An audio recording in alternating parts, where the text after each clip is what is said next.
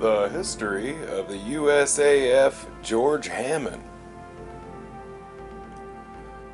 The George Hammond, formerly known as the Phoenix and sometimes referred to as the Hammond, is the sixth 304 produced by the United States of America and the fourth operated by the U.S. Air Force, and is assigned to the 2nd Tactical Wing. The ship is named in honor of the late Lieutenant General George S. Hammond and is currently under the command of Colonel Samantha Carter.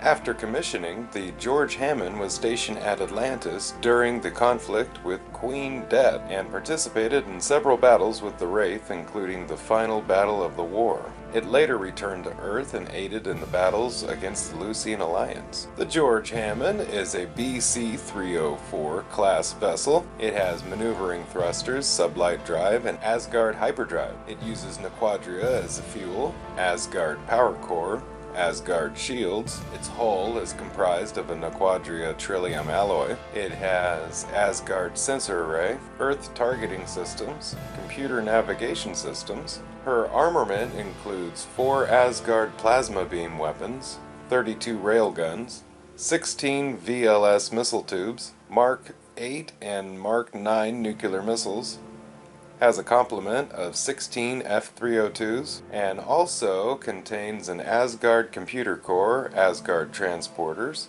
long-range transmitter, and transportation rings. The George Hammond became the 5th of the BC-304 class of ships built by the Tauri. As it neared completion, General Jack O'Neill was supplied with a list of names of possible commanding officers for the ship. Top of the list was Colonel Samantha Carter. Carter became aware that she was going to be offered the command of the Hammond, but had her doubts about whether she wanted to take it. After an encounter with the alternate timeline version of herself in 2492 BC, Carter decided to accept command of the ship. The George Hammond is eventually launched from Area 51 in a ceremony attended by the Secretary of State, a mixture of dignitaries, and construction crew, O'Neill, and SG1. After making a speech, the Secretary of State breaks a bottle of champagne against the Hammond's bow and the ship is launched into space. During the time Atlantis was on Earth, the Hammond was being outfitted for her launch. As Atlantis was not returning to the Pegasus Galaxy, the Hammond and the Daedalus would take shifts in the Pegasus Galaxy, battling with the Wraith. The George Hammond was an upgraded version of the 304 class, with the most recent generation of features the 304s possessed. Though built along the same lines as the other ships of the class, the George Hammond was described as having a more heavily armored superstructure around the bridge, as well as larger and wider 302 bays. The ship possessed improved reverse thrusters, making it easier for the George Hammond to land in smaller spaces than the Daedalus, Odyssey, or Apollo. She also possessed a new series of railguns as part of her armaments. When talking about the ship with Lieutenant Colonel John Shepard, Colonel Samantha Carter stated that the George Hammond made the Prometheus look like a Wright glider. The Wraith also considered the George Hammond to be deadlier than any of the other Tauri ships that came to the Pegasus Galaxy, without ever having engaged the ship in battle and having simply learned of it from a spy amongst the Genii. Background information. The origin of the name Phoenix comes from the legendary bird of the same name. The Phoenix was said to live a long life and then after its death would burst into flames and be reborn again. The ship was originally going to be named the Phoenix in the current timeline.